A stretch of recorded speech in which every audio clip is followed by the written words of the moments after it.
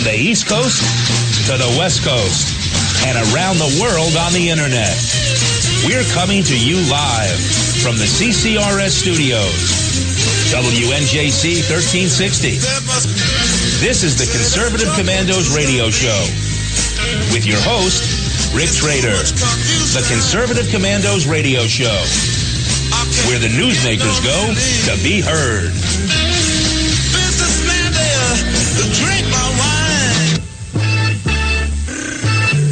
You can call the Conservative Commandos radio show at 856-227-1360. Your opinion counts at 856-227-1360. This is Congressman Alan West, and you're listening to the Conservative Commando radio show.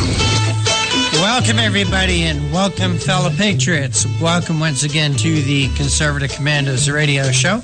I'm Rick Trader, coming to you from the studios of the Conservative Commandos radio network at WNJC 1360 in Philadelphia and around the world on the internet with American Patriots Broadcasting, TalkStream Live, SHR Media, K98 Talk, iHeartRadio, Red State Talk Radio, AM, FM 24/7. We are everywhere. We are everywhere. I want to welcome Sharon Engel, my very dear friend, the Patriot from the Silver State, the battle-born state of Nevada, to the Conservative Commandos radio show. Welcome, Sharon. Oh, thank you, Rick. It's always my pleasure to be on this show every week with you. We do this on our terrific Tuesdays, and it's just exciting, Rick, for me to get it connected with our listeners. Of course, we have longtime listeners there in Philadelphia. Among them are my granddaughter and my grandson, so I'll give a shout out to CJ and Tia, and then of course the Cunninghams in Alexandria, Virginia. They're longtime listeners, and we like to really thank our listeners every time that we're on the program, because without our listeners, really the program is meaningless, isn't it, Rick? It is. Sharon, quick question. Do you give a darn about basketball? Not really. Not really. So for the next few minutes, I think I'll talk to TJ and Tia and Mr. John Forsyth Jr., gentleman that we call Silent John. But John, can you believe what Villanova did last night? I mean, was that a game for the ages or what? The way they did it, too. You could argue that was one of the greatest finishes in sports history, any sport, football, basketball, baseball, hockey. The way the game ended, the final 30 seconds, Villanova wasn't an underdog this year. It was number one ranked team in the country at one point, but they were an underdog last night, and it really was a big power in University of North Carolina that has 5 national championships against a school that really around the country, we obviously know Villanova, Rick, being from this area, but around the country, people on the West Coast and the Midwest, unless you remember 1985 when they made that run. And I remember that. I was alive then. But probably before you were born. Yeah. Definitely before you were born. I remember that. And they kept saying last night, you will remember where you were tonight. Mm-hmm. And I remember that night, 1985, like it was last week. And that will be because obviously I wasn't alive then, but now this will be my moment where I'll remember exactly where I was in 2016. Just one of the all-time great sporting events I've ever watched in my life. Yes. John, so many times sorry for talking past you, Sharon, but this is big news out here in the Philadelphia area. And that's okay, Rick. My family loves sports. My son is very locked in, so is my husband. So are my grandsons. I have 7 of those grandsons. Wow. They all love basketball, football, baseball. If it's on, they're watching it, and they're cheering, jumping up and just cheering. Or I have one that cries. He's only 7, but when his team loses, he can't help himself. Well, hopefully his team last night was not the North Carolina Tar Heels, or else he'd be crying today. But it's big news. It's big news out here in the Philadelphia area today. And John, so many times these big games are so anticlimactic. They're boring. But last night's game, I think. And I'm not a big basketball fan, and I've told you that before. My game is baseball, but I think that this will go down as the greatest college championship game in history. It was the best one I've ever seen. And it's by far the best one I've ever seen. And you're right. Sometimes you do have some stinkers where it's not the most exciting game. And even if it is two powerhouses going at it, it's not the most exciting game. Last night lived up to the hype, and you knew going into that game it had the potential to be a very good basketball game. But what we got last night was something that you really never expect to see what we saw last night. Yeah, I remember in 1985. Villanova against Georgetown. Villanova went into that tournament. I believe they were an 8 seed. An 8 seed, and still the biggest, the highest seed to ever win a national championship to this day. And Georgetown that time had Patrick Ewing and was seen as unstoppable. And I can remember that. Like I said, that second half. Villanova missed one shot the entire second half. They only took 10 shots. They made 9 of them. And kind of like towards the end of the game, they had a small lead, and it's like, do you think? Can you believe what you're watching? And when Villanova won that game, you think, wow, what a huge upset. And last night's game, it was such a good game. I mean, no matter what team you were rooting for last night, the last 30 seconds of that game when North Carolina had the ball with like 13 seconds, got the ball down 3 points with 13 seconds left.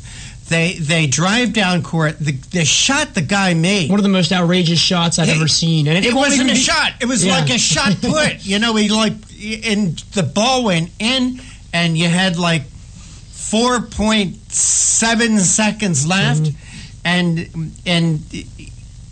I believe you. I was talking with Sue Schilling yesterday when she was here to do her show last night, watching the game on Saturday against Oklahoma. I think that Villanova played the perfect game, and I was so impressed with their teamwork. Like they knew where every member of their team was on that court. And last night, that last 4.7 seconds coming down, driving the length of the court, getting the inbound, driving the length of the court, passing the ball to the player who was following him. And then, the other thing that I saw, and I said, did I see that? And then people started talking about that. Archie Diacomo, who was the leader of that team, he turned out to be the series most valuable player, or the tournament most valuable player. He almost set like a moving pick in a sense. Yeah. You couldn't call it a moving pick because he just continued, but he cut right in front of the North Carolina player, which left an opening for the shot that won the game. Yeah. The whole thing was unbelievable. And UNC at that point had overcome a 10-point deficit in the final 5 minutes. So they had all the momentum. And you're thinking if the game goes to overtime, Villanova is going to find a way to lose this basketball game. And they come down the court with less than 5 seconds left. Cool as can be, and just nail a game winner. One of the coolest things I've ever seen in my life. I've never seen a national title game in any type of sport end the way that one did, at the buzzer. Yeah. And you had to feel sorry. Yeah. Even if you were cheering and a Villanova fan, you had to really feel sorry for North Carolina for them to tie the game with less than 5 seconds left and then lose it on just a beautiful play. Yeah. A beautiful play.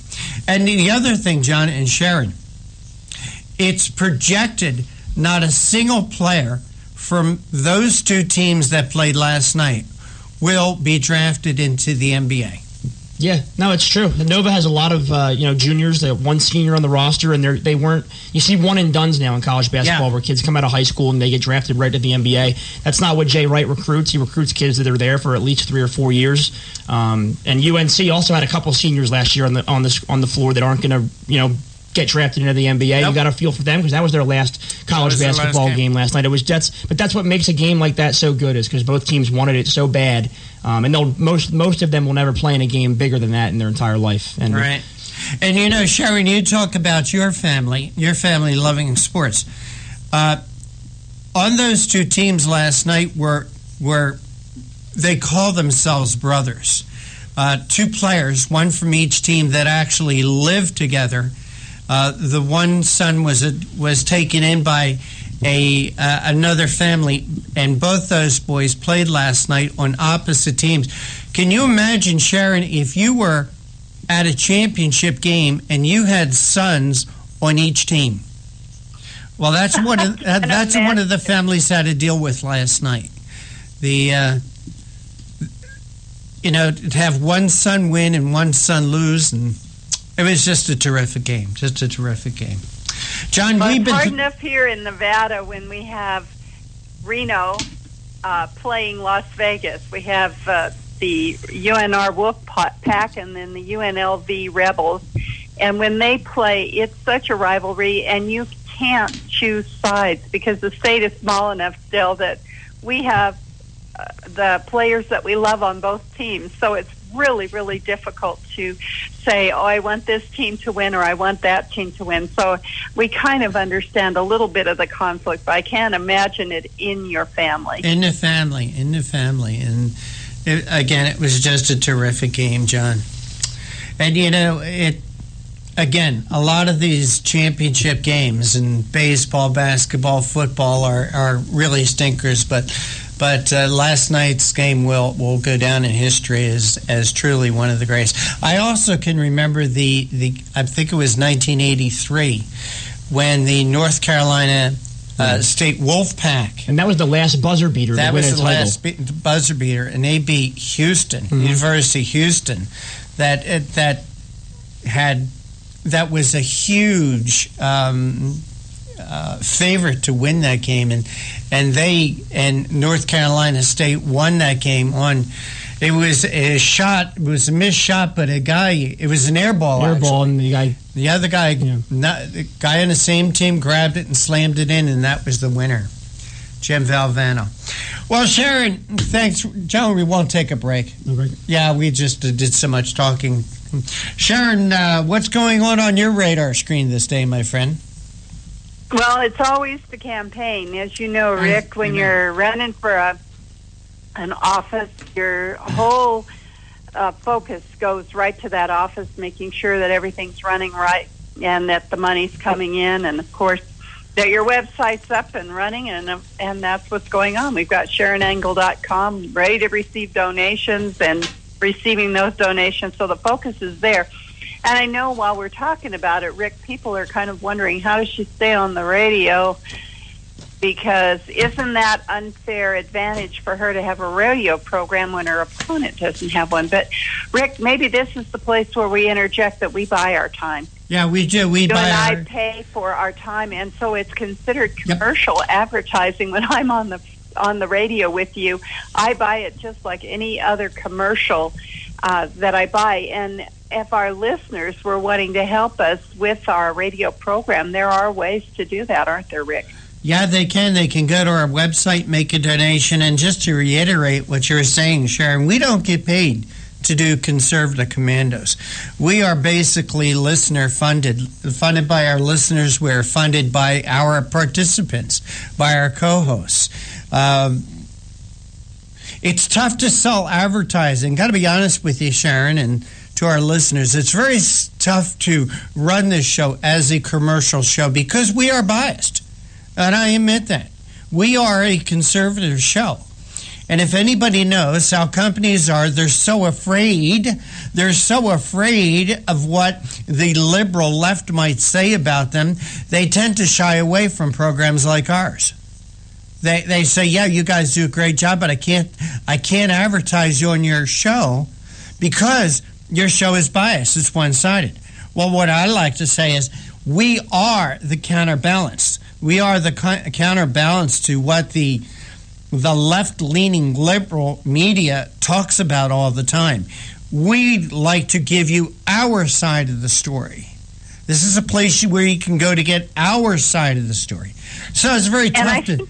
That's important, Rick. What you're saying is really important because the left-leaning media, they do exist on advertising dollars, and they're being actually disingenuous to their listeners because they're not declaring their bias. They're not being truthful about what their bias is, and that their advertisers are really supporting that bias. And that's what sometimes we do cover this on our show, isn't it, Rick? We say don't support this advertiser because they know the bias of the programs that they are supporting.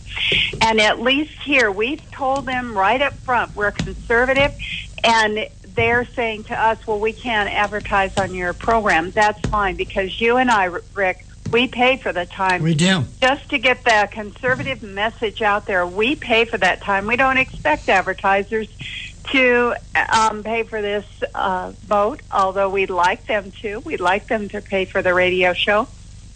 But they don't. It's your and my personal dollars, our advertising dollars, if you will, our money that goes into paying for this. Every co-host pitches in for their show, and that's how it is.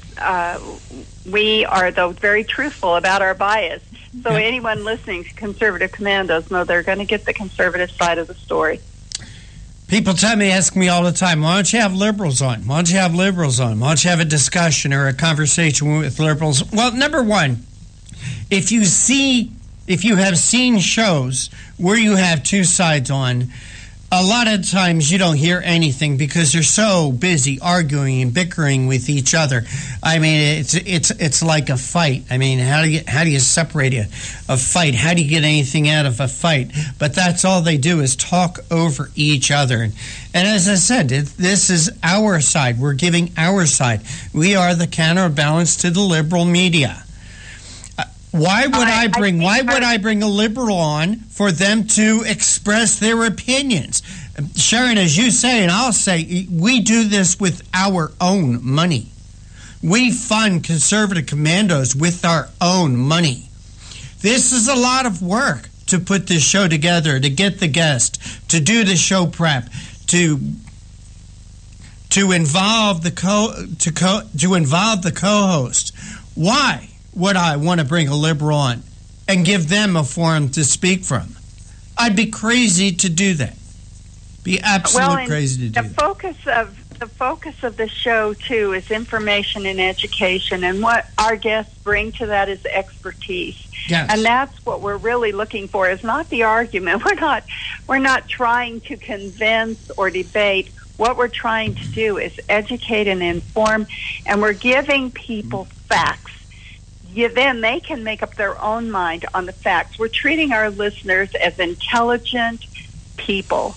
We're not saying we're bringing an agenda here, like it. We're only going to give you one side. You'll never get to see what anyone else thinks. What we're trying to bring is expertise and facts, and you decide then on those facts what you want to believe and how you should vote. And that's why, Rick, I can talk to you about my campaign and really do a campaign advertisement. I think we did that last week. We did almost an infomercial because it's my time. I bought it. It's your time to put it. Why shouldn't I be able to do that? And Sharon, I've said many times here that part of the job of the Conservative Commandos is to help fellow conservatives. I started this show primarily to achieve a goal that John Adams set out. John Adams says we need to find leaders that are going to put country ahead of party politics and personal gain. And I say here all the time, we have to find and help conservative candidates. I don't care if they're in your own district or your own state or clear across the country the way you are, Sharon Engel.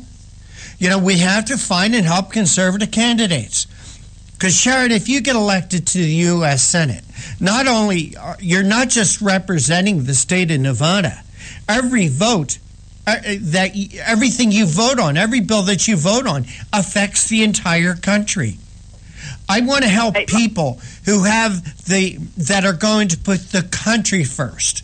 Okay? See, if I was running for office, that's what I would say. Putting America first. Okay? Not hope and change. Not what's Trump's thing? America, you can make America great again. Make America great again. My motto would be put the country first, America first. And this is why. And that's what my friends in California are always saying to me, Rick. We don't have a senator that represents us in Feinstein or Boxer. So you can be our senator, Sharon. That's why we're supporting you. And last week, Franklin Graham came to our capital. He's going to every capital to pray. It was an amazing thing, Rick. We had over 3,000 people in our quad at the Capitol listening to Franklin Graham. But the first thing we did was pray. We prayed first for our country, then we prayed for ourselves, because if my people are called by my name, will humble themselves, pray, and seek my face, and turn from their wicked ways. And he reminded us that each one of us has a personal accountability to make before God for our country. And so that's what we did, the second thing we did. And we took that pledge then after he spoke to us about Nehemiah. And he said that in Nehemiah, all the walls were torn down, all of the gates were open. And the reason that evil came into the society in Nehemiah's time was because they had no moral gates or walls. And he said that's what's happening in our country now. So we have to elect people who understand the principles and the values of our founding fathers in order to build those gates and walls up again around our Constitution. So he gave that message, and then he called us each to pledge to vote was the first thing. The second thing was to vote for people who embrace those same values and principles. And the third thing then was to run for office ourselves. It was amazing, Rick. We heard them. Everyone cheered at, yes, I'll vote.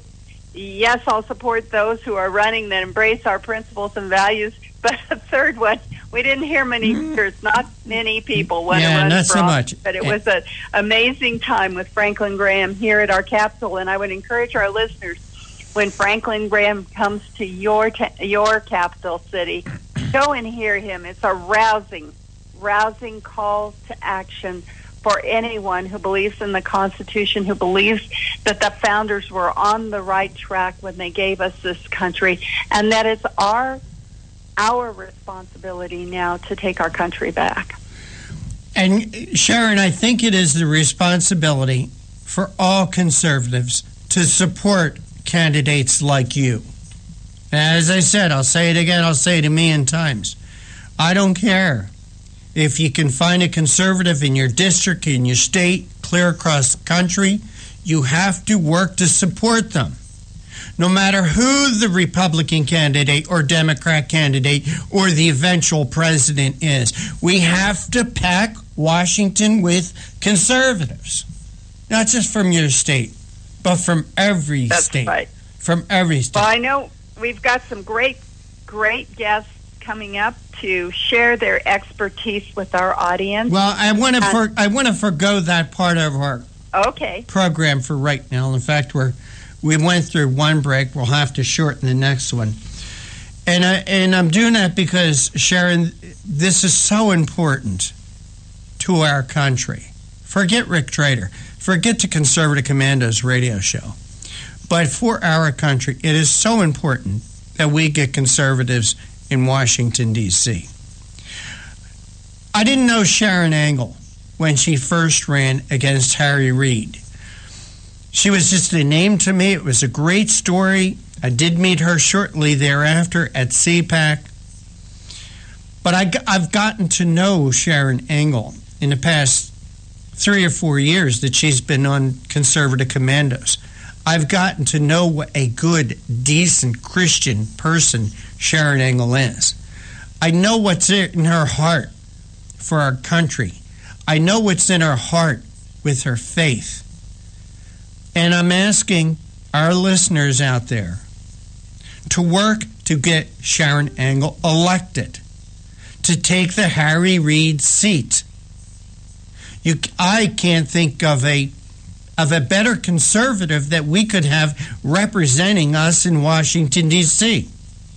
It takes work to get anyone elected to office. It takes money to get our people elected to office. The Democrats are so good at raising money for their candidates. The liberals are so good at it. We conservatives must do the same thing. Now, I'm a tightwad. John Forsyth Jr., This shirt that I'm wearing today, how many times have you seen me wear it? A lot. A lot. These pants that I wear, John, how many times? A lot. A lot.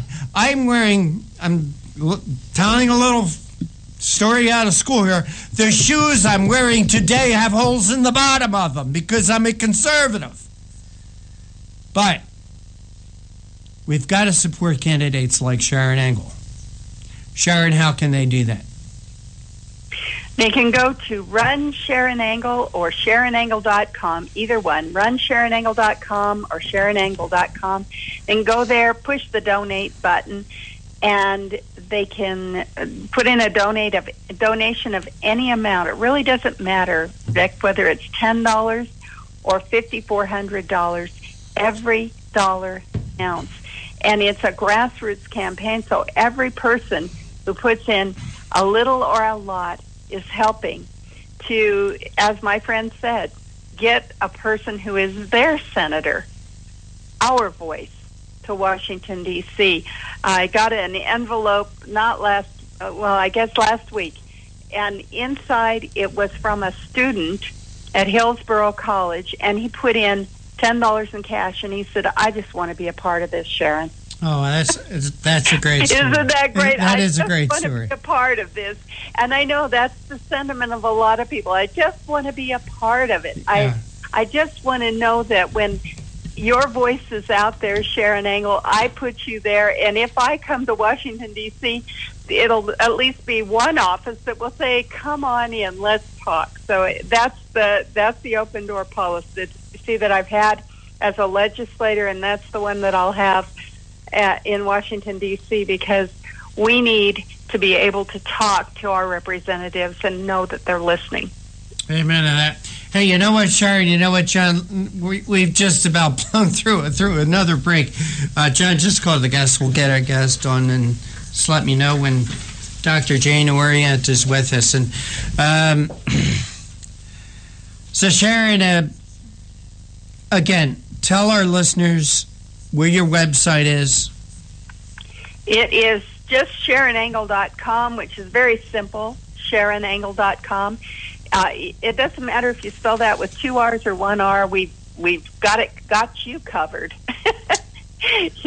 We make up for any kind of little error on that name. So it's just SharonAngle.com. And like I said, any amount, push the donate button, and any amount helps. Indeed. And again, it is just so important. It is just so important for conservatives to help other conservatives, no matter where they are. Sharon, is there any other way? Is there any way that people can make phone calls for you? We haven't quite got that piece of it ready yet, but there will be that piece probably next week. So if they want to send me a message, there's a contact button. Send me a message and give me their contact information to say, I want to volunteer to help by making phone calls or even sending emails to my friends. That's a pretty potent thing for you to tell your friends, Rick, that you just donated to Sharon Angle and you think they ought to too, and these are the reasons why. And also, if you have friends out in Nevada, contact them. Tell them they got to get in touch with Sharon Angle, that they have to donate to her, that they have to work for her, put up yard signs, make telephone calls, talk to their neighbors. And I've done that too. I've got a couple friends out in Nevada, and I've called them, and I said, hey, you got to get on the Sharon Angle bandwagon here. It's so important to our country. It's so important for our country to get conservative leadership. Well, when I was at your house, you and I called a friend together, didn't we, Rick? Yeah, we did. We're in Nevada, and he said, anything I can do to help. And that's really what it is. If you can think of it, it's probably something that will help. If you can go to my Facebook page and repost Facebook posts, or you can go to Twitter and tweet out those things, you'll see some people they're not kind, Rick. But if you can turn that they're not kind, because they see you as a threat. if they didn't see you as a threat, they wouldn't post unkind things, let me tell you. Hey, Sharon, we do have... When someone's fighting back, they actually go away. It's Yeah. an interesting thing that happens. Very interesting. Hey, Sharon, we have to put you on hold for a second because we do have our first guest, and you are listening to the Conservative Commandos radio show with Sharon Angle and Rick Trader. And Sharon, we do have our first guest with us, and will you please make the introduction? Well, it is my honor to introduce Jane Orient. She's a doctor, and she's currently the president of Doctors for Disaster Preparedness. Since 1988, she's been the chairman of Public Health Committee of the Pima County, Arizona Medical Society, and she is the author of Your Doctor Is Not In, Healthy Skepticism About National Health Care, and the second through fourth editions of Shapiro's Art and Science of Bedside Diagnosis. She authored books for school children, and Professor Klugenkoff's Spelling Method, and co-authored 2 novels published as Kindle Professors Klugenkoff's Old-Fashioned English Grammar Books, Neomorts and Moonshine, and she is the editor of AAPS News, the Doctors of Disaster Preparedness newsletter, and Civil Defense Perspectives, and is the managing editor of the Journal of American Physicians and Surgeons. Dr. Orient, welcome back to Conservative Commandos radio show. Great to be with you, Sharon. Well, it's wonderful to have you with us, Jane. And you've written an article, Is It Trump Who Got Caught in the Abortion Trap?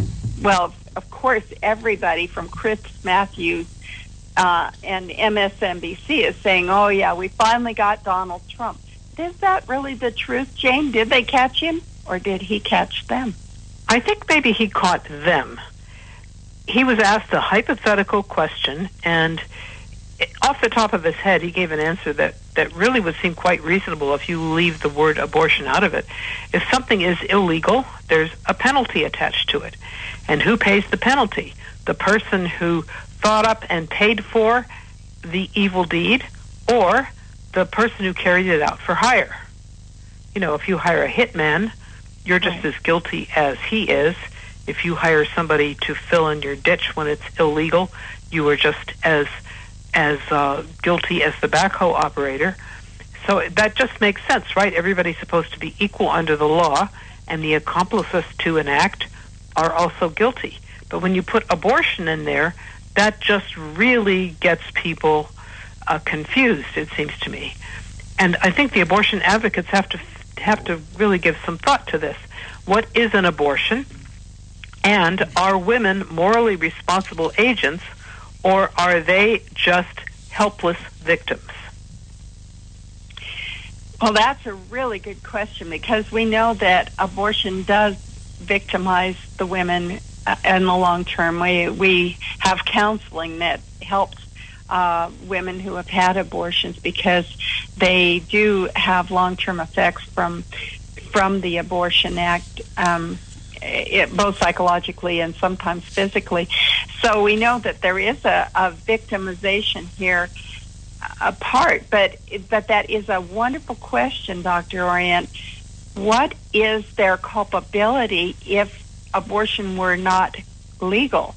And so what Trump got, of course, was just the patent answer. Well, he's a woman hater. Let's move on. We don't want to talk about this. Right? Well, the fact is that when abortion was illegal in most jurisdictions in the United States, women were almost never, ever prosecuted or punished in any way. And this was, I think, a political decision that they wanted to target the abortionists. And, of course, women are harmed and they suffer from having an abortion. But, of course, people who commit crimes probably are harmed and suffer for them, too, depending on the situation, and that yet they are still guilty. And if you are going to impose penalties under the law, is it right to exempt one of the guilty parties? Of course, you take into account the relative degrees of guilt and so on, and whether the person really was a victim and acting under duress, as so many women are. They're being forced into abortions, essentially, often by the father of their child. So it's a very complicated issue. But like many things that are happening in the Trump campaign, the questions that we don't want to talk about and other politicians are just not even wanting to mention are coming up, and we really need to think about them and discuss them. And we may not agree with the first answer that a candidate comes out with, but he has still performed a very valuable service by starting the discussion.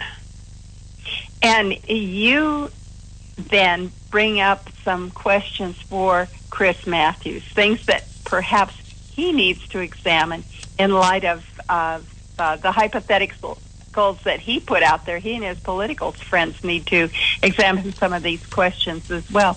We're going to have to go to a break, Dr. Orient. Can you stay with us through the break? Yes. Good. We are coming to you live from the studios at KNJC, and WNJC. K's are in the West Coast, W's are on the East Coast. WNJC 1360, our flagship station. And if you'd like to hear a rebroadcast of today's shows, you can go to some of our co-internet sponsors: American Patriots Broadcasting, TalkStream Live, SHR Media, K98 Talk, iHeartRadio, Red Heart Talk, Red State Talk Radio, and AM/FM 24/7. We're talking with Dr. Jane Orient. The Conservative Commandos radio show is expanding to become the Conservative Commandos radio network. We are establishing a front line of conservative radio broadcasters and ironclad patriots to declare war against the madness of liberalism and the Obama administration. Are you tired of the disregard for our Constitution? Do you still have faith in the American dream?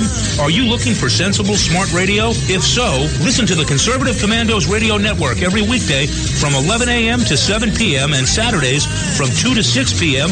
on WNJC Radio, 1360 on your AM dial, or around the world on the internet at WNJCradio.com. Check out our website, CCRSnetwork.com, for rebroadcasts and network updates. We are the Conservative Commandos Radio Network, where now even more newsmakers go to be heard.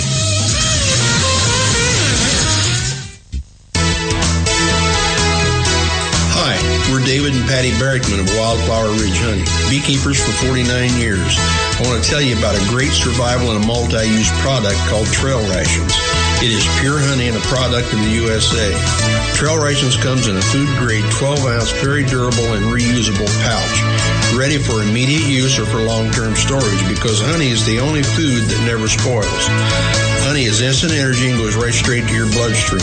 Honey is one of the best all-natural survival foods, natural sweetener right straight from Mother Nature.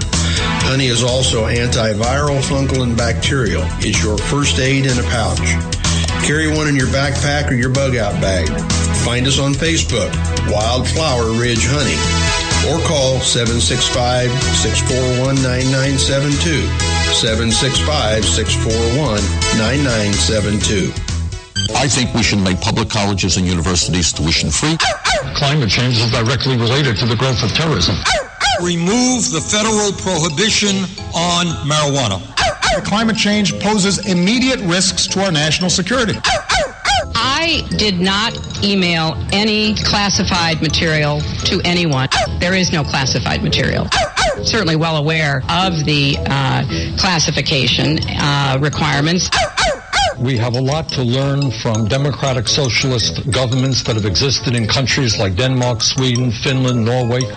This campaign is about a political revolution to transform this country. You know? Now more than ever, we need our voice in Washington. Now more than ever, we need Sharon Angle in Washington. Go to runsharonangle.com and help us draft Sharon Angle to run for U.S. Senate.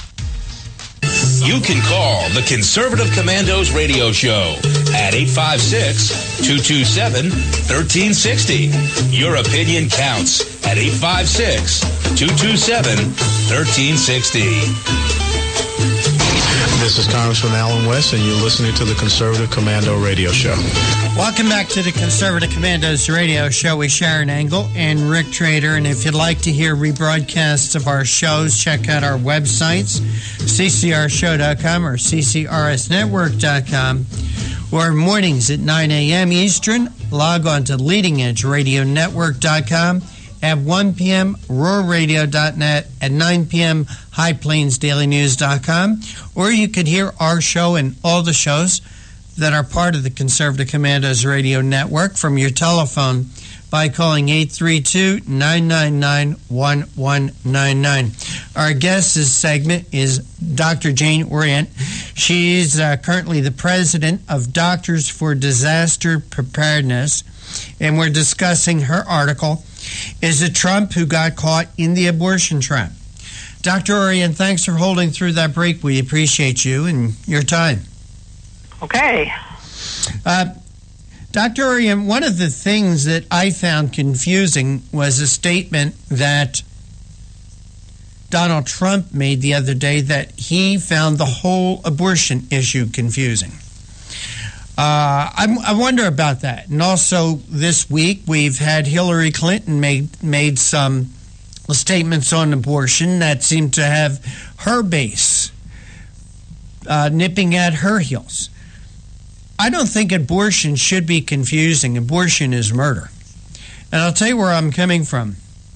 My wife showed me an article the other day, yesterday or the day before, that a baby who was 14 weeks along in term was given birth by its mother. The baby only weighed 10 ounces, but that baby has survived. So if you're looking at aborting a child of that age, to me it's murder. So what's confusing about that? It shouldn't be all that confusing, I don't think. And Chris Matthews didn't really want to answer the questions by Donald Trump, who was grilling him about, well, you say you're a Catholic, right? Mm-hmm. You accept the Catholic Church's moral position on abortion, which is that it is murder, and Matthews agreed that he did, but what are you supposed to do about it? Does the government have any role in illegalizing murder? But Matthews seems to think that if you're a candidate for president, you're not really allowed to talk about that because this Supreme Court decision in Roe v. Wade has determined what the stance of the government is, which is not supposed to have anything to do with morality or religion. And so candidates shouldn't be making proposals about how to change the law, or at least not changing that law. They can change all kinds of other laws. Or totally ignore laws, or make things law that you think should be law but aren't constitutional.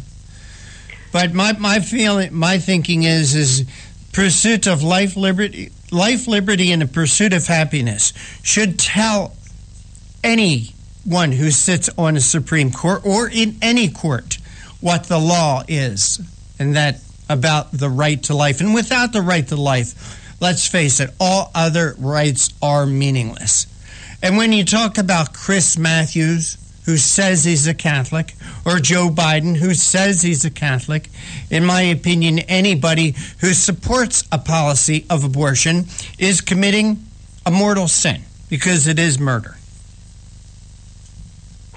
I guess these people don't disagree with that, yet they are complicit in the situation that we have terminated the lives of from 1/4 to 1/3 of our younger generation before they even had the opportunity to draw their first breath.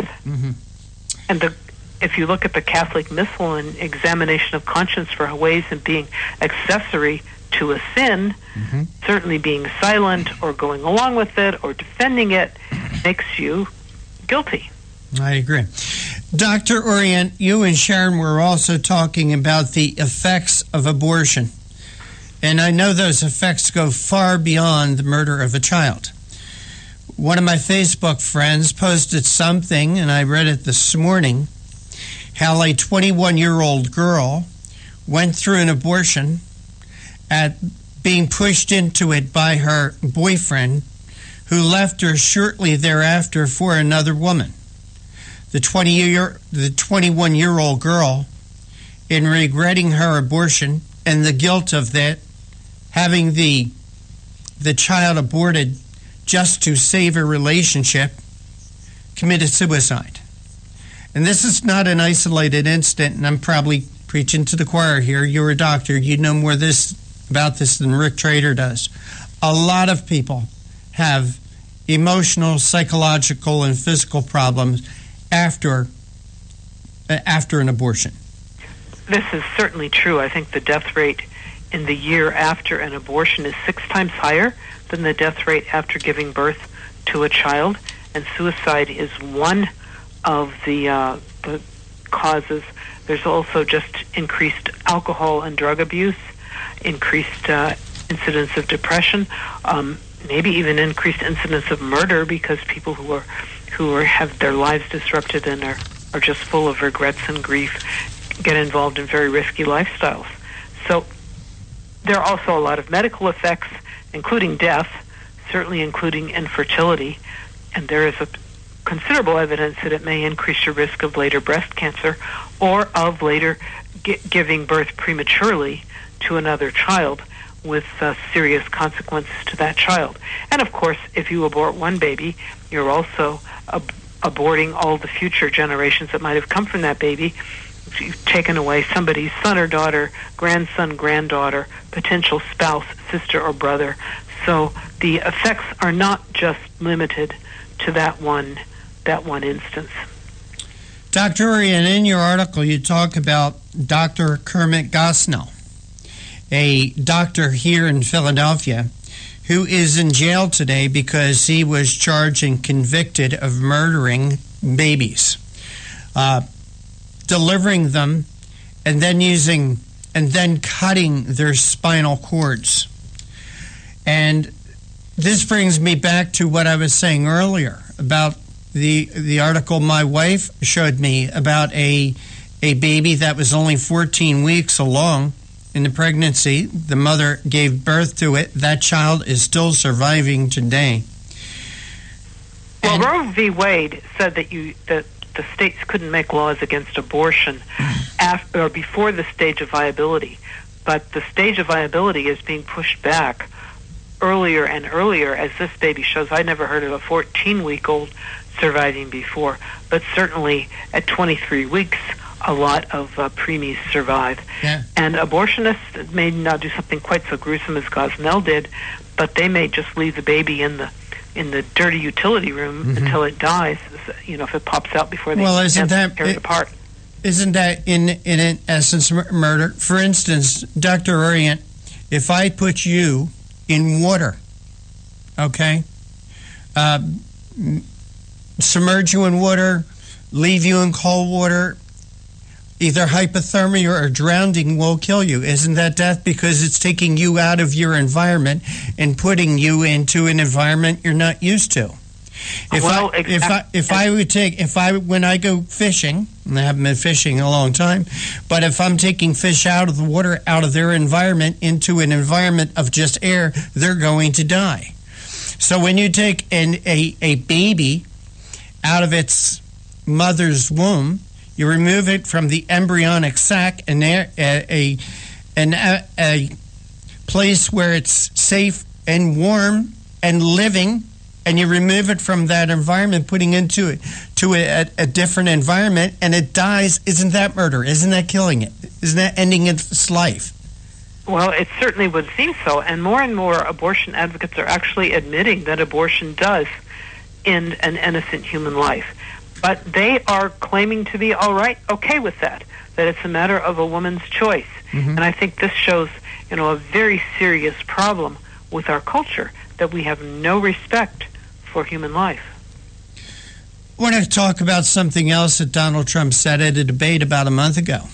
He said that Planned Parenthood did some very good work, okay? But it seems to me that Planned Parenthood gets about 80% of its funding from performing abortions, and that the services that they provide women other than abortions are very minimal. In many cases, they're nothing but a referral agency. Well, that's absolutely right. And all these other services you can get from your doctor, or you can get from the public health department, or you can get from all types of charity or federally qualified health clinics. Planned Parenthood is not necessary to give those.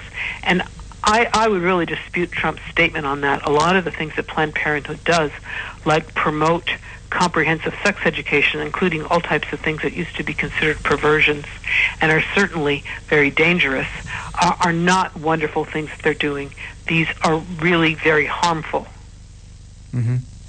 So it comes down to, a lot of people says, well, with the three exceptions, rape, incest, and the health of the mother. So let's take these situations and let's start out with the health of the mother. You are a medical professional. Donald Trump is not. Chris Matthews is not. Rick Trader is not. Okay? But it seems to me this argument of the health of the mother, I mean, that's a very small percentage, isn't it, Doctor? Oh, almost zero. If you're not talking about ectopic pregnancies where the baby really has virtually zero chance of survival, if you're talking about eclampsia or things like that late in pregnancy, yes, the pregnancy has to be terminated, but you don't have to terminate it by killing the baby. You can induce labor and deliver a healthy, living, perfectly viable infant. Mm-hmm. It is, I think, exceptionally rare, if it ever occurs, that an abortion is necessary to save the life of the mother. So that leaves us with rape and incest. And if you abort an innocent child that had nothing to do with the committing of these crimes, isn't that just punishing the child a second time? Well, we don't want to make rape a capital crime, or at least very few people make to want it a capital crime. So why should you punish the baby and let the criminal go scot-free? And by the way, this is something that Planned Parenthood does often, that any underage girl who presents for abortion is by definition the victim of a statutory rape, and reporting sexual assault is required by law, and Planned Parenthood almost never reports this. So that raises a question. In effect, aren't they committing a crime every time they don't report it? I think that under the statute they are, but this is just not enforced. Yeah. Dr. Jane Orient, we want to thank you so much for coming on. We always enjoyed talking with you. Sorry, this conversation went in a little bit different direction from your article. I guess I'm just on a soap opera today, soapbox today, just trying to unconfuse this situation about abortion. We need to tell it like it is. Well, Dr. Jane, please tell our audience how they could follow your great work. They can go to aapsonline.org. That's for the Association of American Physicians and Surgeons online, aapsonline.org. They can join free to get our email alerts and access to all of our newsletters and journal. Any politicians that says this abortion issue is confusing, in my opinion, does not have a right to be one of our leaders. Dr. Jane Orient, thank you so much for joining us today. Thank you. And you are listening to the Conservative Commandos radio show with Sharon Engel and Rick Trader, coming to you from the studios of the Conservative Commandos radio network at WNJC 1360 in Philadelphia and around the world on the internet with American Patriots Broadcasting, TalkStream Live, SHR Media, K98 Talk, iHeartRadio, AM, FM 24/7, and our newest affiliate, Red State Talk Radio. Don't go away. Sharon and I will be right back with our very good friends, Hans von Spakovsky from the Heritage Foundation. Be right back. That's my prerogative. They say I'm nasty, but You've heard Paul Dilks, playing the music on the Your Music Matters morning show. He is also an experienced mortgage loan officer working for U.S. Mortgage Corporation and assists homeowners navigate the reverse mortgage process. If you are finding yourself asking questions whether or not you set aside enough for retirement, Paul can sit down with you, your family, and your financial advisor and discuss how a reverse mortgage may be a valuable resource for your retirement plan. You will be responsible for paying your taxes and insurance, and the reverse mortgage can help with this and other expenses, such as home health care or other untimely bills. Put Paul's 20-plus years of experience to work for you, as choosing the right option for your situation can be critical. Call Paul at U.S. Mortgage Corporation at 877-213-9977. That's 877-213-9977. Or go to seniormatters.info for more information. U.S. Mortgage Corporation is a licensed mortgage banker in New Jersey, Pennsylvania, and Delaware, and an equal housing lender. NMLS number 3901. U.S. Mortgage Corporation is located at 201 Old Country Road, Suite 140, Melville, New York, 11747.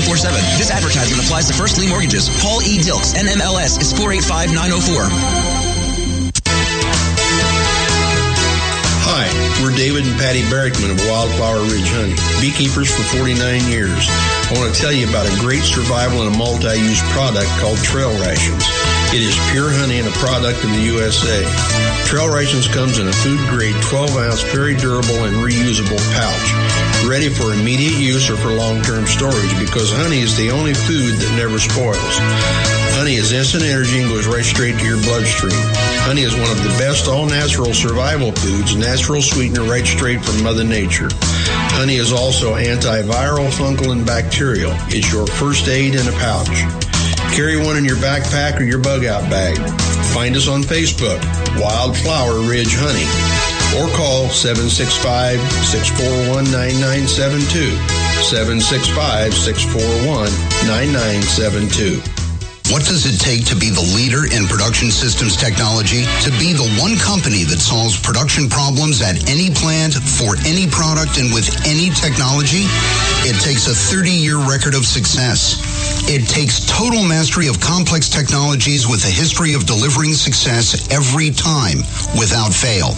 Only one company can claim that high ground in manufacturing line optimization, data automation, and systems integration, and that's Philadelphia Control Systems. In factories worldwide, Philadelphia Control Systems programs, software, and engineering solutions deliver optimal performance and output flow with a record that can't be matched. Any plant, any product, any technology. Philadelphia Control Systems, the leader in production automation since 1982. 800-335-9811. PCS4automation.com. That's PCS, the number 4, automation.com. The Conservative Commandos radio show is expanding to become the Conservative Commandos Radio Network. We're establishing a front line of conservative radio broadcasters and ironclad patriots to declare war against the madness of liberalism and the Obama administration.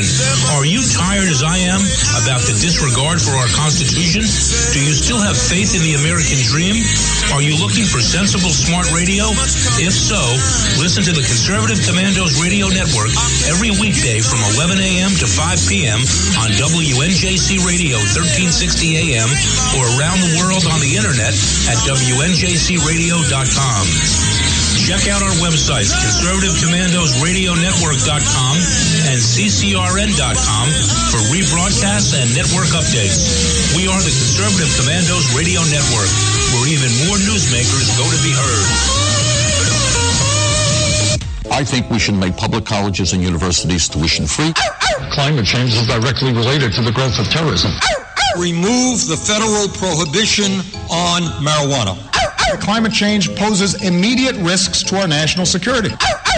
I did not email any classified material to anyone. There is no classified material. Certainly well aware of the classification requirements. We have a lot to learn from democratic socialist governments that have existed in countries like Denmark, Sweden, Finland, Norway. This campaign is about a political revolution to transform this country. You know? Now more than ever, we need our voice in Washington. Now more than ever, we need Sharon Angle in Washington. Go to runsharonangle.com and help us draft Sharon Angle to run for U.S. Senate.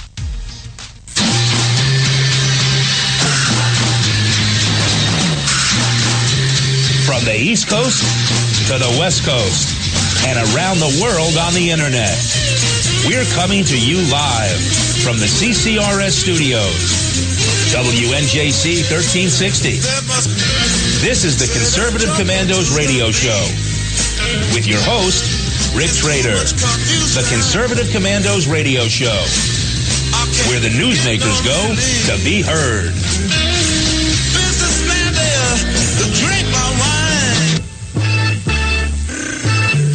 You can call the Conservative Commandos radio show at 856-227-1360. Your opinion counts at 856-227-1360. This is Congressman Alan West, and you're listening to the Conservative Commando radio show.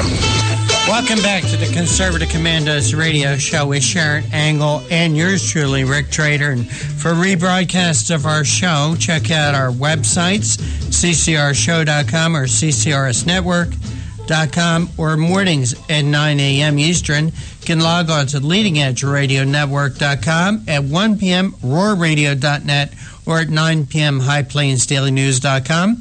Or you can hear our show and all the shows that are part of the Conservative Commandos Radio Network by calling 832-999-1199 any time of the day or night. And Sharon, we do have our next guest with us, and will you please make the introduction? It's my honor to introduce Hans von Spakovsky, who's an authority on a wide range of issues, including civil rights, civil justice, the First Amendment, immigration, the rule of law, and government reform. And as a legal fellow in the Heritage Foundation's Edwin Meese the Third Center for Legal and Judicial Studies, his analysis and commentary have appeared in the Wall Street Journal, the Washington Times, Political, Human Events, National Review, Online, and Town Hall. Along with John Fund, he is the co-author of Who's Counting? How Fraudsters and Bureaucrats Put Your Vote at Risk, and Obama's Enforcer, Eric Holder's Justice Department. Hans, welcome back to Conservative Commandos radio show. Sharon, thanks. I appreciate it. Well, it's always our pleasure to have you on with us, Hans. And, of course, today we're going to ask you about an article that you've written with J. Christian Anderson. Every single one since 2009, Obama's Department of Justice Civil Rights Division hired only leftist lawyers, and hundreds of them. Now, I know J. Christian Adams is an attorney who has dealt a lot with election integrity in the past, and that you have a great deal of interest in that as well. How does this? Who cares whether the lawyers are on the left or the right? What does this have to do with election integrity or any other issue, for that matter? Well, in fact, you're going to find that out in our next article in this series. we published the introduction. We published the introduction to our Every Single One series 2.0 yesterday. Here's what happened. Look, back in 2011, Christian and I did a Freedom of Information Act request to the Civil Rights Division of the U.S. Department of Justice, and we asked for every single resume of every lawyer hired into the career civil service positions, not the political posts, but the career positions, which are supposed to be nonpartisan. And, we did a series on who'd been hired into every section of the Civil Rights Division, including the voting section. And they had hired only these radical, left-wing, very ideological lawyers. And you can see in the cases that have happened since then what that has meant. Politics has driven enforcement there. They've attacked voter ID laws all over the country. They've refused to enforce federal laws that require states, for example, to clean up their voter lists. I mean, it's all kinds of things like that. We just got the response to a second Freedom of Information Act request that asked for the resumes of everybody hired since 2011. And we're going through those, and what we're finding is exactly the same thing all over again. If you are a conservative politically, if you're a conservative legally, you believe in the rule of law and the Constitution, don't bother applying for one of the nonpartisan career slots in the Civil Rights Division because you won't get hired. Well, you've really hit something that's very close to my heart. When I ran in 2010, there was a just in-your-face, blatant case of coercion of voters here in Nevada.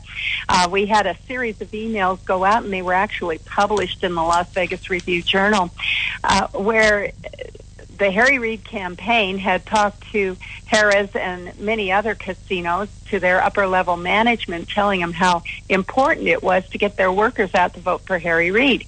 And then the series of emails went on down to middle managers, one of which became a Nevada state legislator. And he told me that when that email came to him, it said, put these guys in a chokehold if you have to, but you have to get every one of your employees to the polls to vote for Harry Reid. And then we had people come in telling us that they felt that it was a condition of employment, and in some cases, a condition to even remain in an upright position. Some of them told us they were actually so intimidated that they were very fearful if they didn't get on those buses and go vote. And so we turned that all in to our Attorney General and our Secretary of State here, who were both Democrats, and they said, we don't see a case here. So we couldn't go forward with it. So we turned the complaint into the Department of Justice, and they said, well, we don't see a case here. And so we couldn't go forward. So now we're 6 years out, and I guess my question is, justice delayed is justice denied. Are we beyond the statute of limitations now, and would we ever get a fair hearing with what you're telling us about the Department of Justice? The answer is, listen, Sharon, I remember that. I remember because I wrote about it at the time, and I can guarantee you that if the political parties involved had been reversed, if it had been a Republican senator engaging exactly the same behavior that Harry Reid and others had engaged in, the U.S. Justice Department would have been there in a heartbeat. They would have been investigating. They probably would have ended up filing suit. But the way this department is structured, based on what I said before about the people they have hired there and who are running it, they would have no interest in investigating the case you have because of they don't want to do anything that's going to hurt their Democratic political allies and the liberal advocacy groups that are their political allies. So that is an unfortunate problem. It's a really difficult situation, and it's something we've got to worry about in the upcoming election. I mean, right now, this Civil Rights Division, again, the voting section, look, they've been doing everything they can to prevent states from verifying the citizenship of people who are registered to vote. And the reason for that is the administration wants people who aren't citizens registering and voting and not getting caught because they think it will help them help their Democratic candidates in the election. Well, and now you bring up another issue. In California, they've just passed a law that doesn't say that illegals can vote, even though they are not citizens, and our Constitution is very specific. If you want to vote, you need to be a citizen. But what they've said in their law is that we're not going to prosecute anyone that's caught voting and they're not a citizen. So in effect, what they've said is illegal people can vote. Non-citizens can vote in California, which brings up the whole opening of a can of worms. Does that change our form of government? It does, because we now have a very large number of non-citizens in this country. Sharon, there was actually a study released about a year and a half ago by 3 professors who took a look at this very issue, and they estimated that in the 2008 election, when Barack Obama was elected, they estimated that probably a little over 6% of the non-citizens who were in the country actually voted in that election. That was enough to change outcomes. For example, in North Carolina, which the president only won by a very small number of votes, there were enough non-citizens potentially voting in that state to have thrown the state to Barack Obama. Well, and in the same state of California now, we have a great group out there, Election Integrity Project, and they went through the LA County rolls and found 30,000 dead people were voting and 37,000 duplicate voters, people that voted twice. The U.S. Civil Rights Commission now has taken that up and they're doing an investigation. Do you think there's any chance for hope there, or is the U.S. Civil Rights Commission, are they in the same situation that we found the Department of Justice, where they've hired employees that are not willing to take up these cases? The U.S. Commission on Civil Rights, unfortunately, these days is dominated by appointees of President Obama, and I'm willing to bet you that rather than, if they're doing an investigation of this, they're probably not investigating because they're worried about these people who shouldn't be on the rolls. I suspect they're probably going to go after the election integrity group, saying you're trying to intimidate and suppress people and scare them off. I want to go through this a little more in depth after we come back for the break. We have a break right now. It'll be about a couple of minutes. Can you stay with us, Hon? Sure, happy to do it. Thank you so much. We're coming to you live from the Conservative Commandos Radio Network studios, WNJC 1360, our flagship station in Philadelphia, and around the world on the internet with American Patriots Broadcasting, TalkStream Live, SHR Media, K98 Talk, iHeartRadio, Red State Talk Radio, and AM/FM 24/7. This is Sharon Engel and Rick Trader. We've been talking with our guest, Hans von Spavkowski, about the Department of Justice, and every single one that they hire of those attorneys is a liberal, and how that affects you and me and our freedom. And we'll be right back after this message. They say I'm nasty, but I...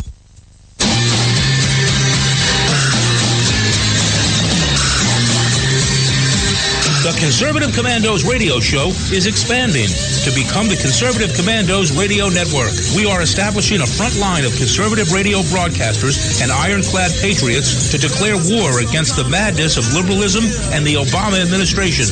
Are you tired of the disregard for our Constitution? Do you still have faith in the American dream? Are you looking for sensible, smart radio? If so, listen to the Conservative Commandos radio network every weekday from 11 a.m. to 7 p.m. and Saturdays from 2 to 6 p.m. on WNJC Radio, 1360 on your AM dial, or around the world on the internet at WNJCradio.com. Check out our website, ccrsnetwork.com, for rebroadcasts and network updates. We are the Conservative Commandos Radio Network, where now even more newsmakers go to be heard.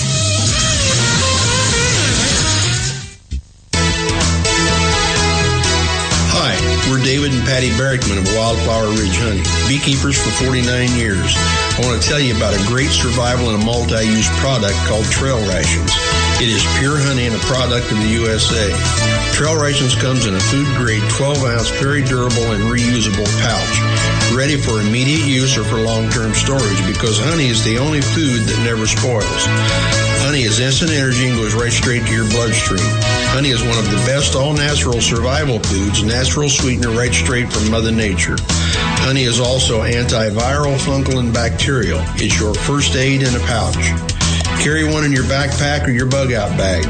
Find us on Facebook, Wildflower Ridge Honey, or call 765-641-9972, 765-641-9972. I think we should make public colleges and universities tuition-free. Climate change is directly related to the growth of terrorism. Remove the federal prohibition on marijuana. Climate change poses immediate risks to our national security. I did not email any classified material to anyone. There is no classified material. Certainly well aware of the classification requirements. We have a lot to learn from democratic socialist governments that have existed in countries like Denmark, Sweden, Finland, Norway. This campaign is about a political revolution to transform this country. You know? Now more than ever, we need our voice in Washington. Now more than ever, we need Sharon Engel in Washington. Go to runsharonengel.com and help us draft Sharon Angle to run for U.S. Senate. You can call the Conservative Commandos radio show at 856-227-1360. Your opinion counts at 856-227-1360. This is Congressman Alan West, and you're listening to the Conservative Commando radio show. Welcome back to Conservative Commandos with Sharon Angle and yours truly, Rick Trader. And for a rebroadcast of our shows, check our websites, ccrshow.com or ccrsnetwork.com, or mornings at 9 a.m. Log on to leadingedgeradionetwork.com at 1 p.m. roarradio.net, or at 9 p.m. Eastern Time, highplainsdailynews.com. Or you can hear our shows from your telephone by calling 832-999-1199. Our guest this segment is Hans von Spakovsky. He is with the Heritage Foundation's Edwin Meese III Center for Law and Judicial Studies. Hans, thanks for holding through that break. Appreciate your time. Sure. Well, like I said, I'm always happy to talk to you. And we're discussing your article. Every single one since 2009 of Obama's Department of Justice Civil Rights Division hired only leftist lawyers. Hans, I get it. I do. But isn't it true elections have consequences? Well, they do. But what that means is that, look, any new president coming in gets a certain number of political appointments. You know, he can choose whoever he wants to be the Attorney General, you know, the head of the Department of Justice. But we're not talking about hiring into political positions where he can choose whomever he wants. We're talking about career civil service slots. These are positions in which politics and ideology is banned from being considered, and these are positions that don't end when the president, you know, the president's political appointees they'll leave office when he does. These career slots are basically permanent. It's almost impossible to fire somebody under the career civil service rules. Hans, you have in your article, if a president wanted to, quote, fundamentally transform the nation, he would likely start with the Civil Rights Division of the Justice Department. And so I would ask, is the hiring in this Justice Department different than the hiring that took place in past administrations? It certainly is different than the Bush administration. Now, the Inspector General did this whole big investigation of the Civil Rights Division hiring of the Bush administration. If you read the report carefully, you'll see that they criticized the Bush folks for hiring a very small number of lawyers who seem to be conservative out of dozens and dozens of liberal lawyers that were hired. So the Bush administration, they may have tried to do a little bit of this, but they really didn't. They actually hired folks pretty much based on their qualifications, and they didn't have a political litmus test. That's clearly what this administration does. And in fact, look, there's an IG report from just 3 years ago in which the IG for the Justice Department, in fact, criticized hiring in the voting section, saying that they regularly ignored the resumes of highly credentialed lawyers. Mm-hmm. And the reason was they wanted to hire lawyers from advocacy groups like the NAACP, the ACLU, La Raza, and that's where they went to find their lawyers. It's a lot of people, maybe, I believe our audience is pretty intelligent, pretty savvy, pretty smart. But some people maybe hearing this conversation say, what? How does this affect me? How does hirings in the Justice Department, Civil Rights Unit, how does that affect me? But you point out it affects us in many facets of our everyday life. Oh yeah, and I'll tell you one area where it's affecting people wherever they live, and that is, look, the Civil Rights Division has a section whose job it is, they have authority over police departments across the country. And they have been going after police departments using all kinds of dubious legal theories like disparate impact, and the result has been in places like Chicago and elsewhere, rising crime rates. Why? Because the police departments are afraid to do active, aggressive policing because this Civil Rights Division will come after them. Their officers therefore hang back. And what happens? You have rising crime rates, and Americans in those communities are being victimized. Hans, you also have in your article, and I'll just pedal my way through this, under the banner of protecting civil rights, reach home lending, football stadium, theater seating, voting, elections, education, college admissions, apartment rentals, prison, hiring practices, the use of English, special education programs, religious liberty, abortion clinic protest, arrests, law enforcement, voter rolls, insane asylums, local and the state government, swimming pool, lift chairs, bathtub design, Spanish language ballots, school discipline, and even if boys can dress in drag in high school. I mean, whoa. This is a powerful organization. Really gets people's attention. Well, look. There's federal law that says you can't discriminate on the basis of sex in education. Well, that was passed by Congress, meaning that you can't discriminate against someone because they're a woman, for example. You can't treat them differently than men. This administration has interpreted that to mean, and literally, they went after a school district in New York, saying that they were engaging in sex discrimination because they had a dress code that didn't allow boys to come to school wearing high heels, makeup, and otherwise dressed in drag. I mean, literally, they did that. That's how they're misinterpreting the law to push their view of how our culture and society should look. Hans, you and I have spoken about this before. Elections have consequences. Elections have a lot of consequences. Could you see these practices changing under a Hillary Clinton administration or a Bernie Sanders administration or even a Donald Trump administration? I think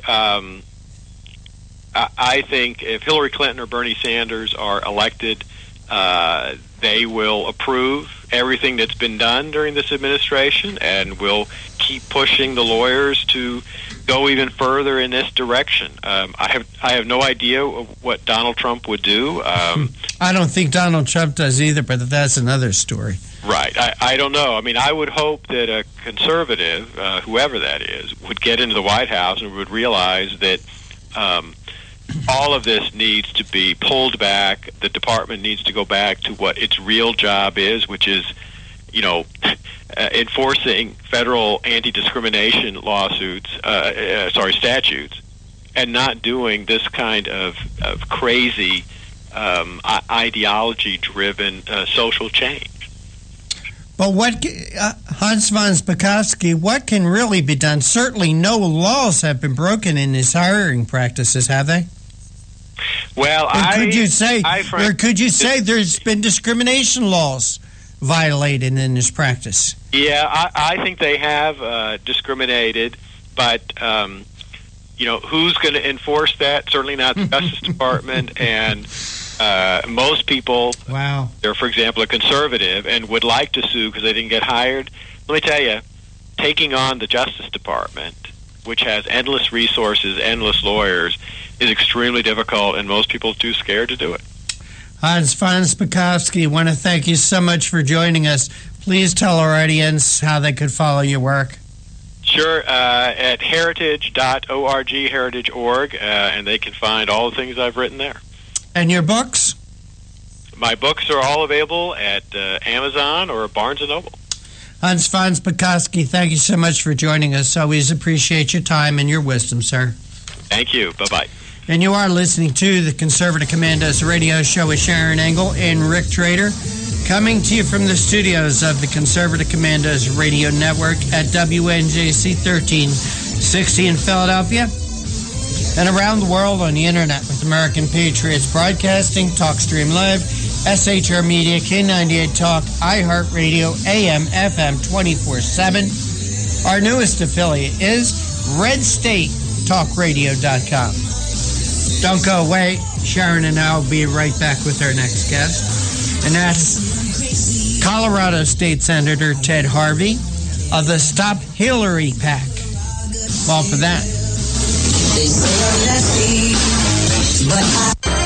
You've heard Paul Delch playing the music on the Your Music Matters morning show. He is also an experienced mortgage loan officer working for U.S. Mortgage Corporation and assists homeowners navigate the reverse mortgage process. If you are finding yourself asking questions whether or not you set aside enough for retirement, Paul can sit down with you, your family, and your financial advisor and discuss how a reverse mortgage may be a valuable resource for your retirement plan. You will be responsible for paying your taxes and insurance, and the reverse mortgage can help with this and other expenses, such as home health care or other untimely bills. Put Paul's 20-plus years of experience to work for you, as choosing the right option for your situation can be critical. Call Paul at U.S. Mortgage Corporation at 877-213-9977. That's 877-213-9977. Or go to seniormatters.info for more information. U.S. Mortgage Corporation is a licensed mortgage banker in New Jersey, Pennsylvania, and Delaware, and an equal housing lender. NMLS number 3901. U.S. Mortgage Corporation is located at 201 Old Country Road, Suite 140, Melville, New York, 11747. This advertisement applies to first lien mortgages. Paul E. Dilks, NMLS is 485904.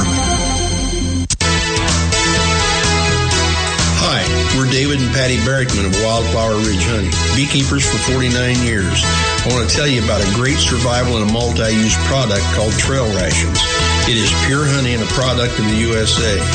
Trail Rations come in a food-grade 12-ounce, very durable and reusable pouch, ready for immediate use or for long-term storage, because honey is the only food that never spoils. Honey is instant energy and goes right straight to your bloodstream. Honey is one of the best all-natural survival foods, natural sweetener right straight from Mother Nature. Honey is also antiviral, fungal, and bacterial. It's your first aid in a pouch. Carry one in your backpack or your bug-out bag.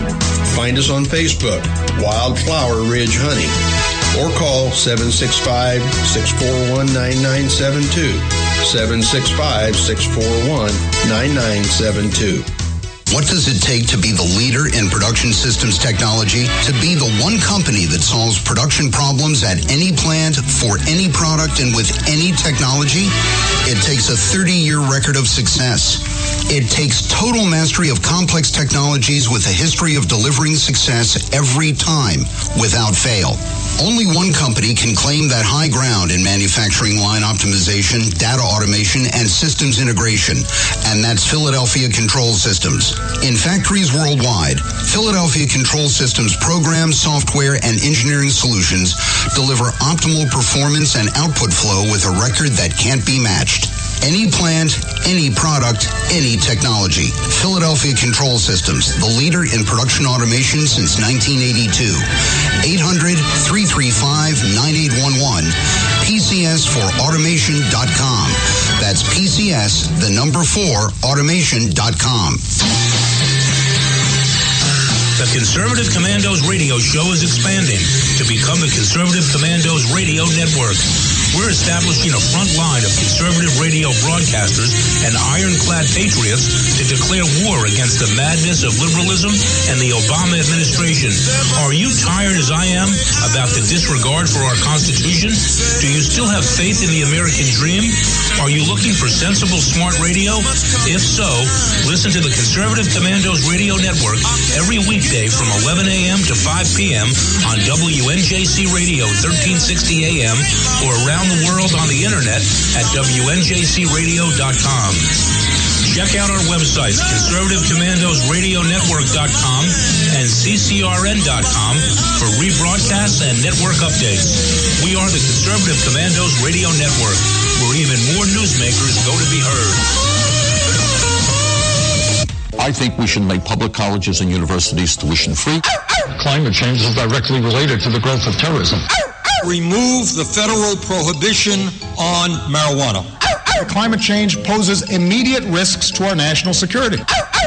I did not email any classified material to anyone. There is no classified material. Certainly well aware of the classification requirements. We have a lot to learn from democratic socialist governments that have existed in countries like Denmark, Sweden, Finland, Norway. This campaign is about a political revolution to transform this country. Now more than ever, we need our voice in Washington. Now more than ever, we need Sharon Angle in Washington. Go to runsharonangle.com and help us draft Sharon Angle to run for U.S. Senate.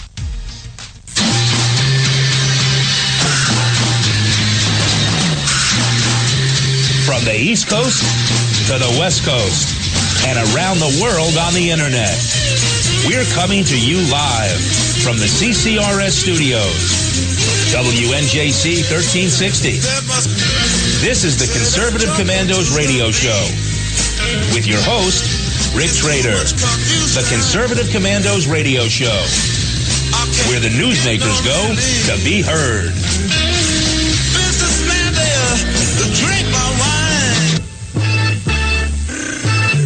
You can call the Conservative Commandos radio show at 856-227-1360. Your opinion counts at 856-227-1360. This is Congressman Alan West, and you're listening to the Conservative Commando radio show.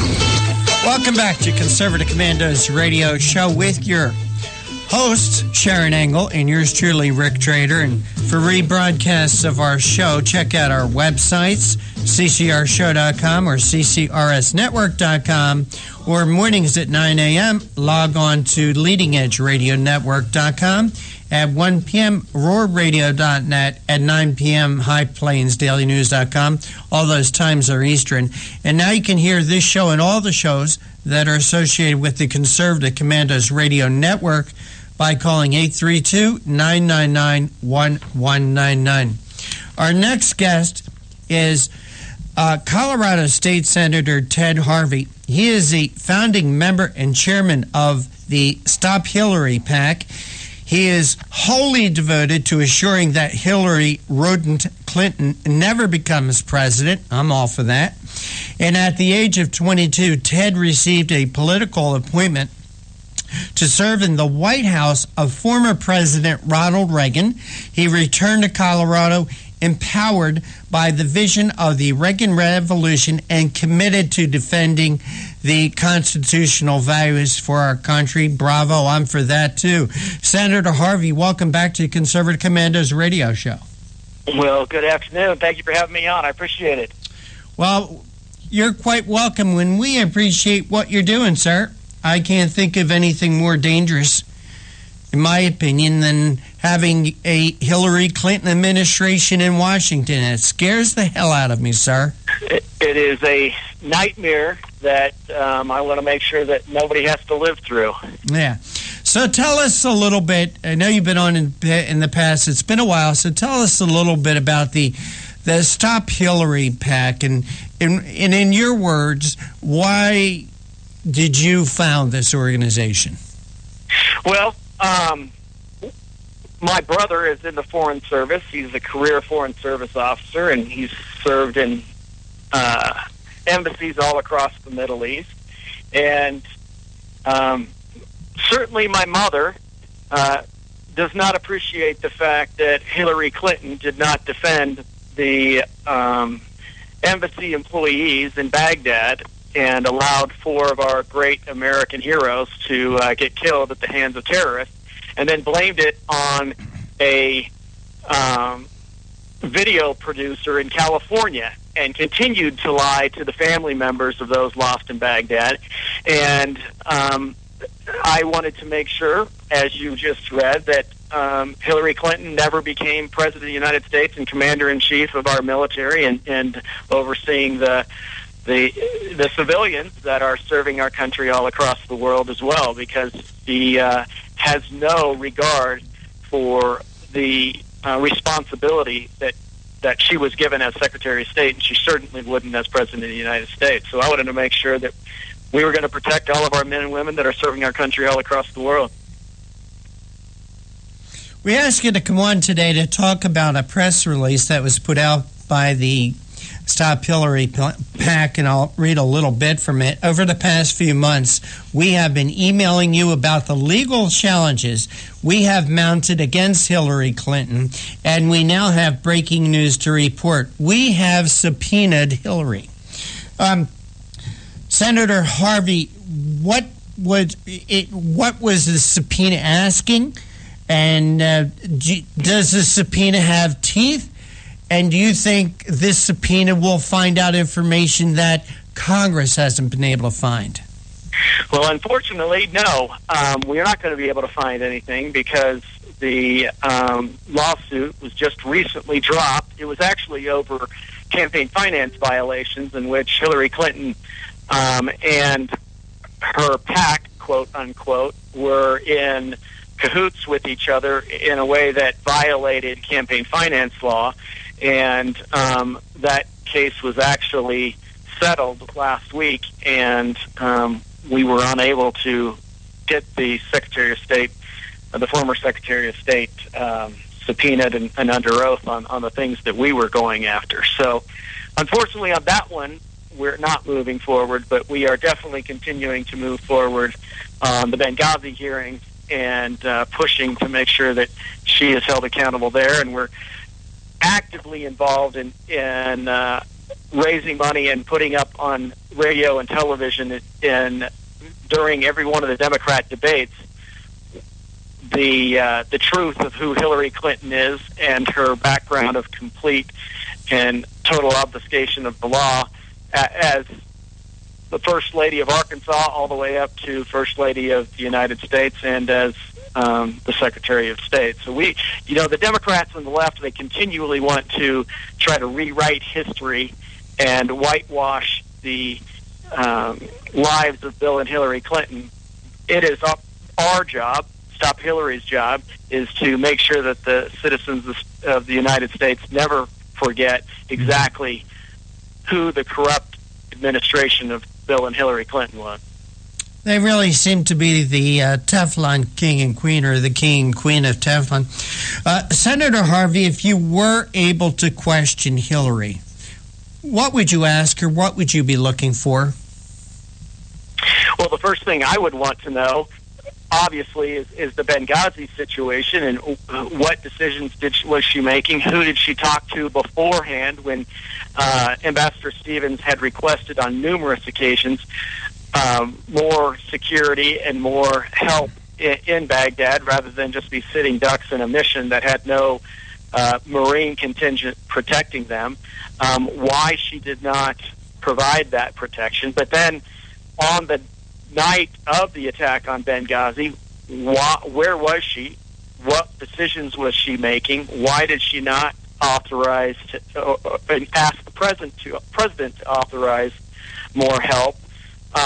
And then why did she ask the UN secretary to go out and tell the world that this was caused by a video that was produced in California, rather than telling the American people that it was a terrorist attack on a U.S. mission? And if it was, in fact, a terrorist attack on a U.S. mission, what was she trying to hide? And why did she not want the American people to know that it was a terrorist attack? Because I would think that would be a pretty easy way to protect herself and her future.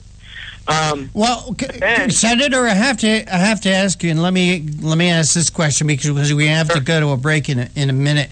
Hope you can stay through it. It'll be 2 minutes. Let's talk briefly about the congressional hearings, the congressional testimony. So could I take it by what you're saying that you are not satisfied by the congressional hearings and the questions and answers during the Absolutely not. I think that the Secretary is trying to do everything she can to drag this out, to not answer questions, and I don't know why, but I do not believe that the committee is getting to the bottom of it and getting the answers that the American people want. And and again, Senator, we have to go to a break, but I got to ask this question. Why isn't the media asking these questions? Why has the media been so silent? I mean, the media that have access to her. I think it's self-evident. They want her to be the first female president at any cost. Irregardless of what damage it can do to the country. Senator, could you hold on for just 2 minutes, please? We have to take a break. And I'm sure my co-host Sharon Angle wants to get into this conversation.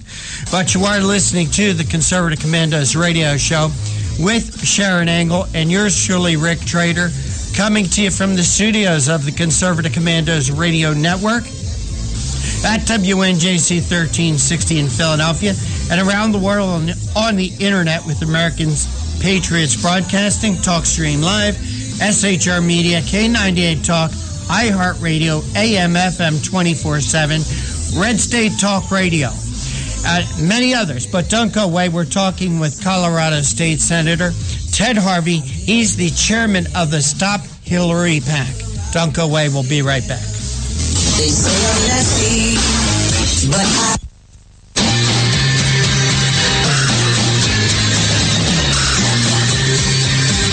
The Conservative Commandos radio show is expanding to become the Conservative Commandos radio network. We are establishing a front line of conservative radio broadcasters and ironclad patriots to declare war against the madness of liberalism and the Obama administration. Are you tired of the disregard for our Constitution? Do you still have faith in the American dream? Are you looking for sensible, smart radio? If so, listen to the Conservative Commandos radio network every weekday from 11 a.m. to 7 p.m. and Saturdays from 2 to 6 p.m.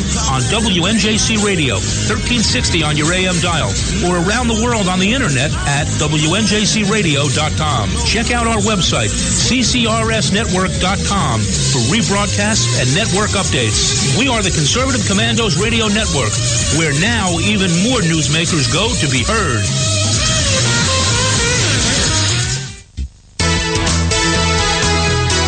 Hi, we're David and Patty Barrickman of Wildflower Ridge Honey, beekeepers for 49 years. I want to tell you about a great survival and a multi-use product called Trail Rations.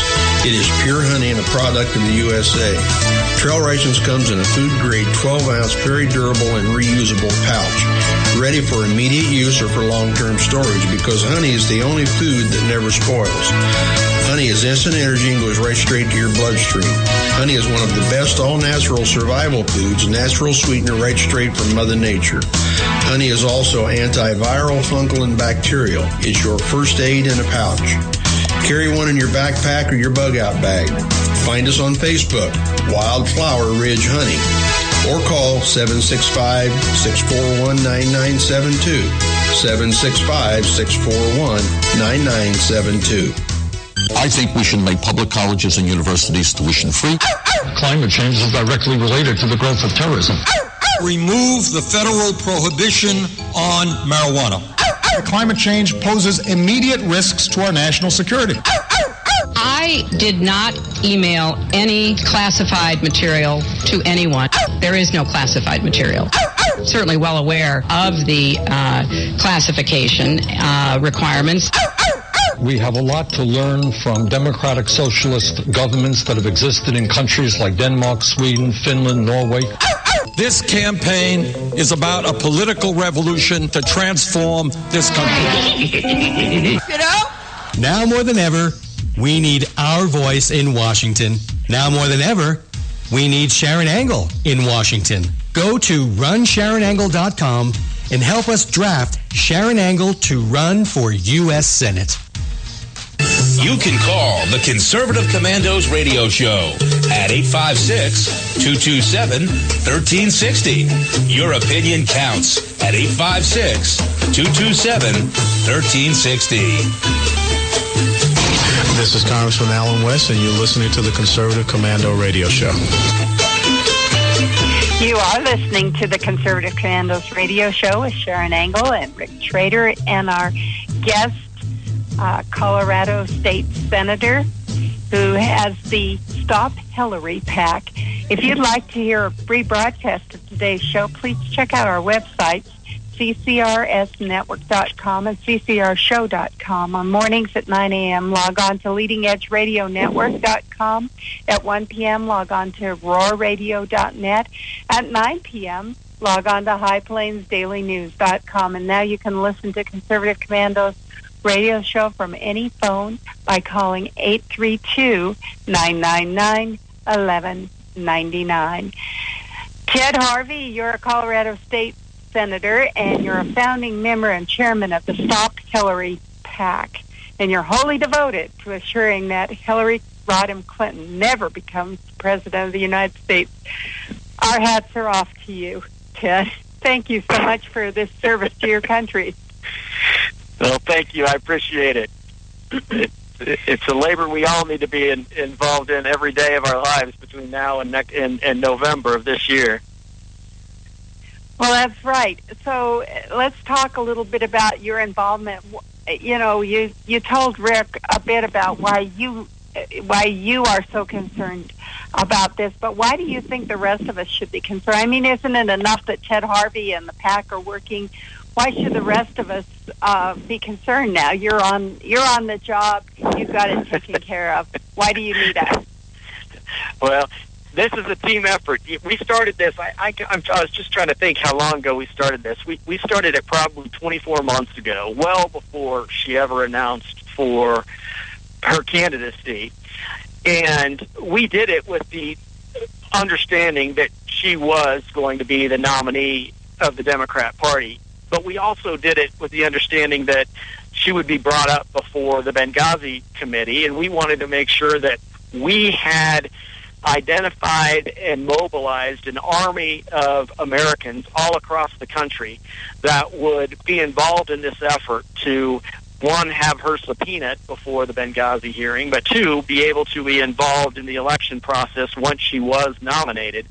And when the Benghazi hearing first started, we sent out a petition to all of our members that we have their emails on and asked them to sign a, quote, subpoena to ask that Hillary Clinton be subpoenaed and brought before the Benghazi hearing. And the day that the Benghazi committee was started and put in place, we brought over 250,000 signed subpoenas to the Benghazi hearing members and asked them to subpoena Hillary Clinton.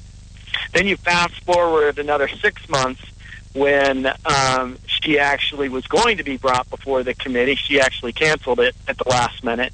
But we brought another 500,000 signed petitions asking her to answer the questions that I laid out in the last segment.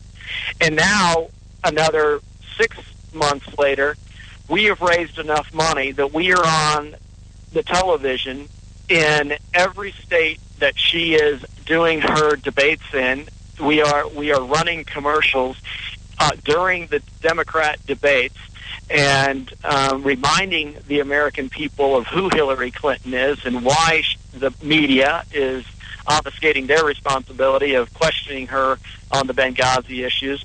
And we're having a significant impact. If you read the media reports of late, they are saying it is the efforts of the Stop Hillary PAC that is really having an impact on the millennials in their impression of who Hillary Clinton is. And it's interesting, this wasn't my objective when I started out, is pushing the millennials towards Bernie Sanders and away from Hillary Clinton.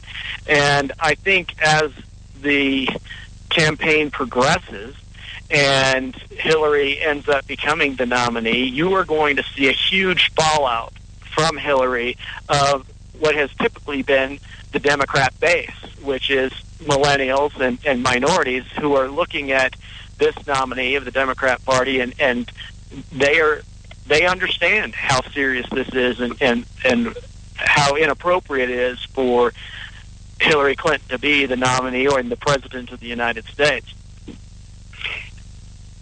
So you don't think that they're going to have enough of an impact to make it Bernie Sanders instead of Hillary Clinton as the nominee? Where do these people go? Do you think they will just stay home, or will they go to a Republican candidate? Where do you think they're going from Hillary? Well, I think that's a great question. That's the $64,000 question. I think that they won't vote. I think there's a huge contingent of millennials that are strong supporters of the left, and they do not want Hillary to be their nominee, and if she is, I think they'll stay home. You don't think that they'll move toward Trump? I think that's I don't think so. kind of his thinking that they might, but what do you think? I don't think so. Give me a little. Yeah, go ahead. Beyond the Benghazi hearings, as this all started to unfold, the Stop Hillary PAC started questioning what was going on with the emails and the email server, and over the course of the 6-month period between when the Benghazi hearing started and as the email server issues started to heat up, we started emailing the Benghazi committee with millions of emails from supporters all across the country, to the point where they could not ignore the server issue, and even the Democrats in Washington D.C. were on the television saying that the only reason why the Republicans are making an issue out of this is because of the pressure that the Stop Hillary PAC is putting upon the Benghazi hearings. I believe that if it were not for the Stop Hillary PAC and the huge amount of support that we have from our members all across the country, that you would not have seen the email server issue becoming the story that it is.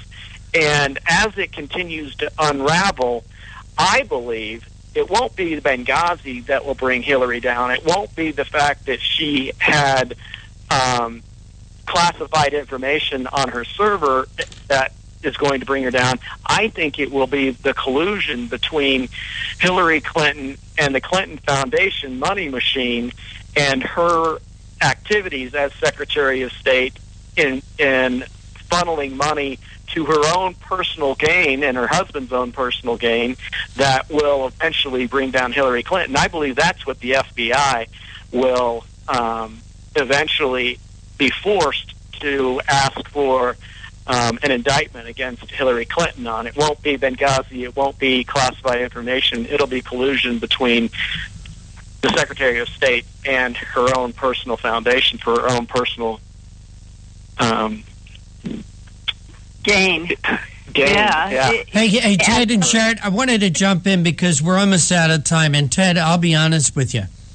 I don't think she'll be the nominee. Here's my scenario. Give you about 30 seconds to answer it. Bernie Sanders is unelectable. The Democrats know it. Hillary Clinton is so toxic, she will not be the nominee. What I'm afraid of is Joe Biden. Your thoughts? I agree. I think Hillary Clinton is the best thing that could happen to the Republican Party, is to have her be the nominee. And if she is not, I think that the Democrats will have to drop in a Joe Biden, and the Republicans won't have the wherewithal to be able to react in time. Senator Ted Harvey, we have to wrap up, but I wanted to give you a few seconds to tell our audience how they can help the Stop Hillary PAC. Well, thank you. I want to encourage everybody who is listening to your show, and thank you for the opportunity to have me on, but I want to encourage everybody to go to the StopHillaryPAC.org. Again, StopHillaryPAC.org, and you can learn more about our organization and sign up and join the organization and hopefully contribute some resources so that we can continue this fight to make sure that Hillary Clinton is not going to be the next president of the United States. Colorado State Senator Ted Harvey, thank you so much for joining us on Conservative Commandos. Thank you, and God bless. Sharon, we got as usual, we went long, so I have to wrap up quick. I want to thank you for sitting in as my co-host. I want to thank Mr. John Forsyth Jr. for working the boards, doing a great job. But for right now, we're out of time. We got to run. We got to go. Take care. God bless. We'll see you tomorrow on the radio.